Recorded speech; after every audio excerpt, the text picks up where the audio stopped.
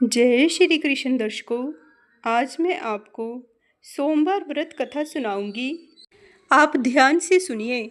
किसी नगर में एक धनी व्यापारी रहता था। दूर दूर तक उसका व्यापार फैला हुआ था। नगर के सभी लोग उस व्यापारी का सम्मान करते थे। इतना सब कुछ संपन्न होने के बाद भी वह व्यापारी बहुत दुखी था, क्योंकि उसका कोई भी पुत्र नहीं था, जिस कारण अपने मृत्यु के पश्चात व्यापार के उत्तराधिकारी की चिंता उसे हमेशा ही सताती रहती थी। पुत्र प्राप्ति की इच्छा से व्यापारी प्रत्येक सोमवार भगवान शिव जी की व्रत व पूजा किया करता था और शाम के समय शिव मंदिर में जाकर शिव जी के सामने घी का दीपक जलाया करता था। उसकी भक्ति देखकर माँ पार्वती जी प्रसन्न हो गई और भगवान शिव से उस व्यापारी की मनोकामना पूर्ण करने का निवेदन किया।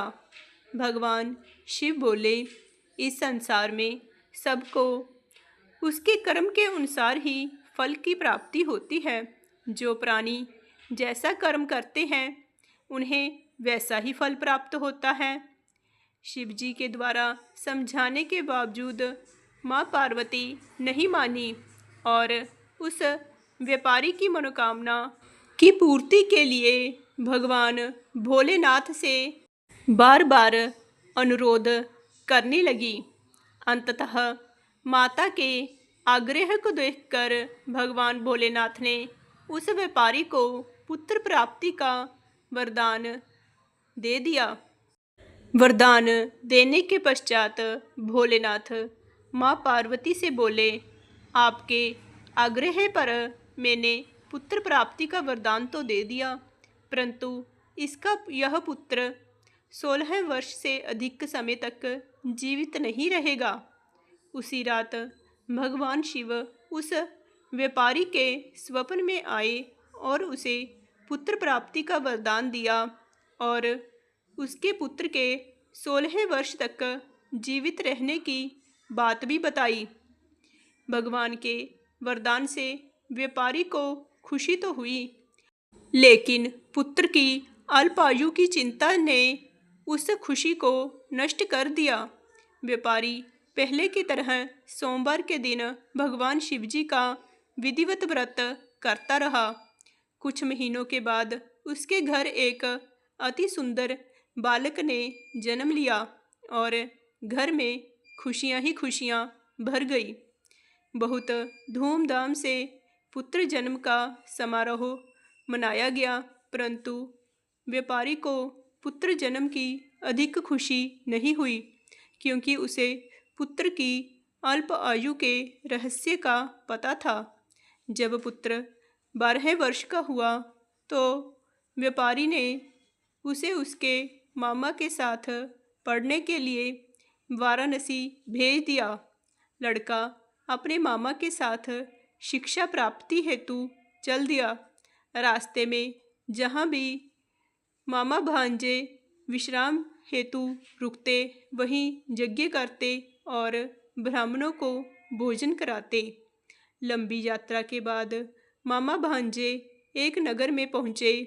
उस दिन नगर के राजा की कन्या का विवाह था, जिस कारण पूरे नगर को सजाया गया था।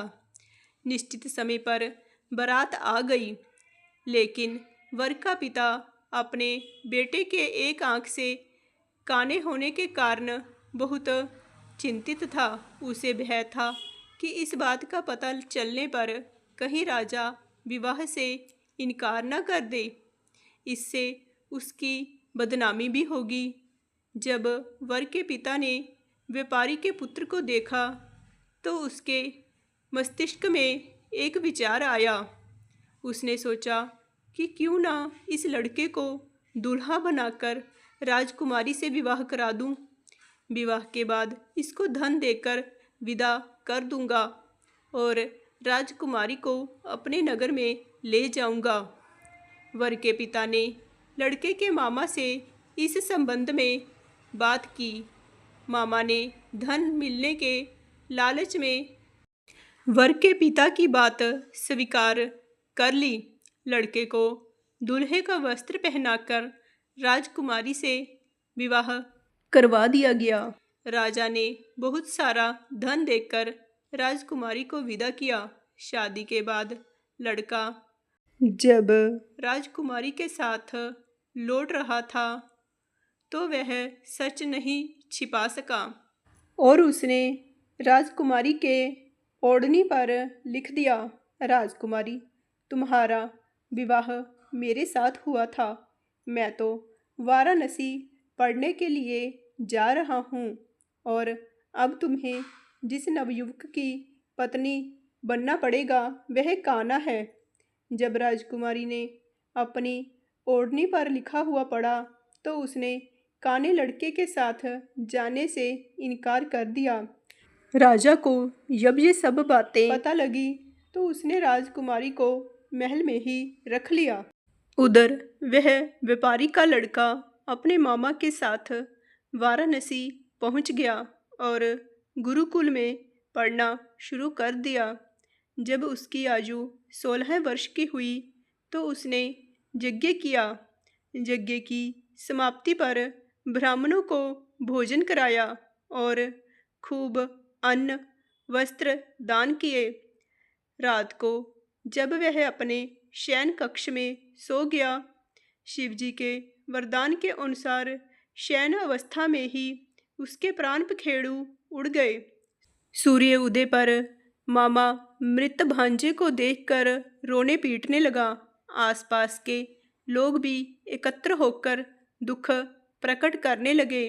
लड़के के मामा के रोने और विलाप करने के स्वर समीप से गुजरते हुए भगवान शिव और माता पार्वती ने भी सुने।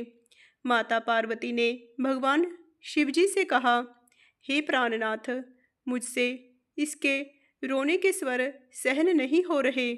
आप इस व्यक्ति के कष्ट को दूर अवश्य करें। भगवान शिवजी ने माता पार्वती के साथ अदृश्य रूप में समीप जाकर देखा तो भोलेनाथ माता पार्वती से बोले, यह तो उसी व्यापारी का पुत्र है जिसे मैंने 16 वर्ष की आयु का वरदान दिया था। अब इसकी आयु पूरी हो गई है। माँ पार्वती ने फिर भगवान शिवजी से निवेदन कर उस बालक को जीवन देने का आग्रह किया। माँ पार्वती के आग्रह करने पर भगवान शिवजी ने उस लड़के को जीवित होने का वरदान दिया और कुछ ही पल में वह लड़का जीवित होकर बैठ गया। शिक्षा समाप्त करके लड़का मामा के साथ अपने नगर की ओर चल दिया। दोनों चलते हुए उसी नगर में पहुँचे जहाँ उसका विवाह हुआ था। उस नगर में भी यज्ञ का आयोजन किया। समीप से गुजरते हुए नगर के राजा ने यज्ञ का आयोजन देखा और उसने तुरंत ही लड़के और उसके मामा को पहचान लिया। यज्ञ के समाप्त होने पर राजा मामा और लड़के को महल में ले गया और कुछ दिन उन्हें महल में रखकर बहुत सा धन वस्त्र आदि देकर राजकुमारी के साथ विदा कर दिया। इधर भूखे प्यासे रहकर व्यापारी और उसकी पत्नी बेटे की प्रतीक्षा कर रहे थे। उन्होंने प्रतिज्ञा कर रखी थी कि यदि उन्हें अपने बेटे की मृत्यु का समाचार मिला तो दोनों अपने प्राण त्याग देंगे। परंतु जैसे ही व्यापारी ने अपने बेटे के जीवित वापस लौटने का समाचार सुना तो वह बहुत ही प्रसन्न हुआ। वह अपनी पत्नी और मित्रों के साथ नगर के द्वार पर पहुंचा। अपने बेटे के विवाह का समाचार सुनकर पुत्रवधू राजकुमारी को देखकर उसकी खुशी का ठिकाना ना रहा। उसी रात भगवान शिव ने व्यापारी के स्वप्न में आकर कहा, हे श्रेष्ठी, मैंने तेरे सोमवार के व्रत करने और व्रत कथा सुनने से प्रसन्न होकर तेरे पुत्र को लंबी आयु प्रदान की है। पुत्र की लंबी आयु जानकर व्यापारी बहुत ही प्रसन्न हुआ। शिव भक्त होने तथा सोमवार का व्रत करने से व्यापारी की सभी मनोकामनाएं पूर्ण हुई। इसी प्रकार जो भक्त सोमवार का विधिवत व्रत करते हैं और व्रत कथा सुनते हैं, उनकी सभी मनोकामनाएं पूर्ण होती हैं। जय भोलेनाथ, जय श्री कृष्ण।